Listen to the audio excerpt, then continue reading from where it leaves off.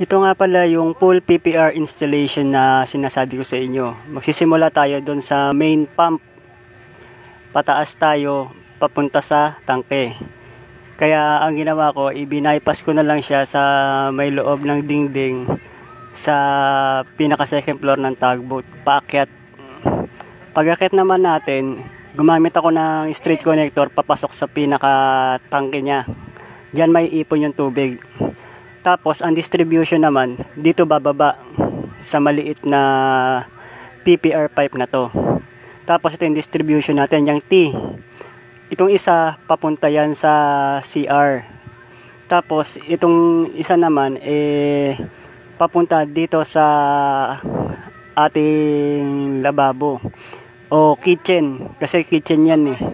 Yan yung napakasimpleng pag-i-install lang ng PPR pipe. Basta alam mo lang yung sistema, madali lang.